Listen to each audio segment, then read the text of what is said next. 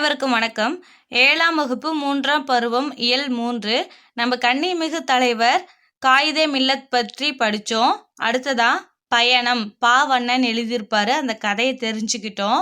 அதுக்கப்புறம் ஆகு பெயர், அடுக்கு தொடர், இரட்டை கிளவி இதெல்லாம் படித்தோம் இல்லையா? இதிலிருந்து இப்போ கேள்வி பதில்கள் கேட்க போகிறேன். இப்போ கேள்வி நான் கேட்கும் பொழுது உங்களுக்கு பதில் ஞாபகம் வருதா பாருங்கள். இல்லைன்னா ஒரு முறை நீங்கள் புக் எடுத்து படித்தோ இல்லை வீடியோ ஒரு முறை கேட்டுட்டோ நீங்கள் மறுபடியும் இந்த கேள்விகளுக்கெல்லாம் பதில் முயற்சி செய்து பார்க்கலாம். சரிங்களா? முதல் கேள்வி பாருங்க. காயிதே மில்லத் டேஸ் பண்பிற்கு உதாரணமாக திகழ்ந்தார்.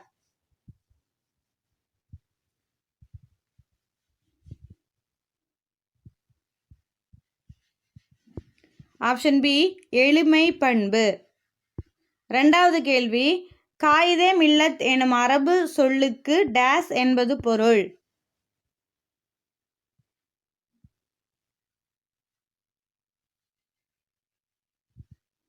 ஆப்ஷன் பி சமுதாய வழிகாட்டி. மூன்றாவது கேள்வி, விடுதலை போராட்டத்தின் போது காயிதே மில்லத் டேஸ் இயக்கத்தில் கலந்து கொண்டார்.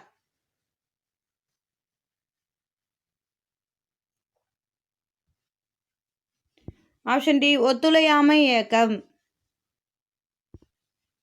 நாலாவது கேள்வி, காயிதே மில்லத் தமிழ் மொழியை ஆட்சி மொழியாக்க வேண்டும் என்று பேசிய இடம்.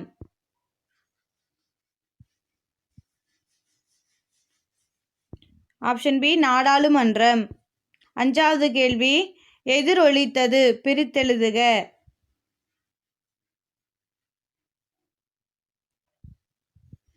ஆப்ஷன் சி எதிர்கூட்டல் ஒலித்தது. ஆறாவது கேள்வி, முதுமை கூட்டல் மொழி சேர்த்தெழுதுக. ஆப்ஷன் ஏ முதுமொழி. ஏழாவது கேள்வி, பாவண்ணன் நூல்களில் தவறானது எது?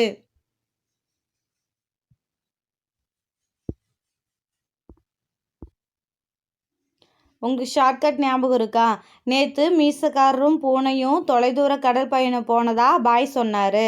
நேற்று வாழ்ந்தவர்கள் மீசைக்கார பூனை, வேர்கள் தொலைவில் இருக்கின்றன, கடலோர வீடு, பிரயாணம், பாய்மர கப்பல். இதெல்லாமே அவர் எழுதிய நூல்கள்னு படித்தோம். இதில் தவறானது எது? ஆப்ஷன் டி வீடு முழுக்க வானம். இது யார் எழுதியிருப்பாங்க? பிருந்தா. அவங்க வீடு முழுக்க வானம், மழை பெய்யுது, கதை சொன்னாங்க அப்படின்னு சொல்லி நம்ம படித்தோம் இல்லையா? மழை பற்றிய பகிர்தல்கள், வீடு முழுக்க வானம், மகளுக்கு சொன்ன கதை, இதெல்லாமே பிருந்தா அவர்கள் எழுதிய நூல்கள். சரிங்களா?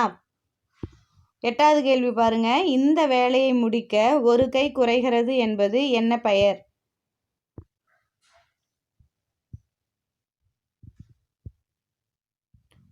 ஆப்ஷன் பி சினையாகு பெயர்.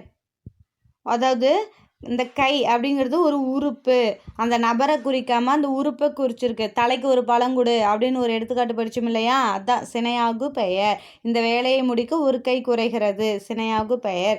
ஒன்பதாவது கேள்வி பாருங்க. மழை சடசடவென பெய்தது, அடிக்கோடிட்ட சொல் எது?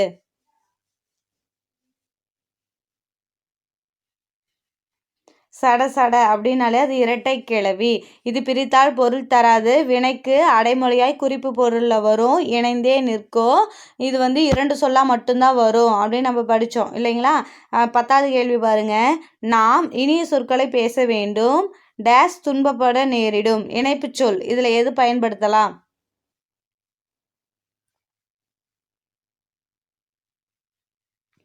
ஆப்ஷன் பி இல்லை என்றால். நாம் இனிய சொற்களை பேச வேண்டும், இல்லை என்றால் துன்பப்பட நேரிடும். 11வது கேள்வி பாருங்க. உலக பொதுமறை.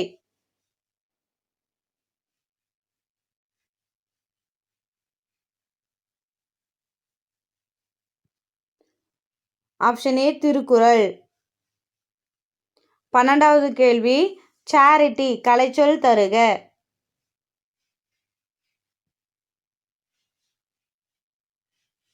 ஆப்ஷன் ஏ ஈகை கொடுத்தல். சரிங்களா? 13வது கேள்வி, ரிலிஜியன் கலைச்சொல் தருக.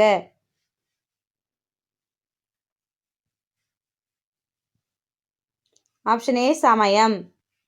14வது கேள்வி, அடுக்கு தொடரில் தவறானது எது?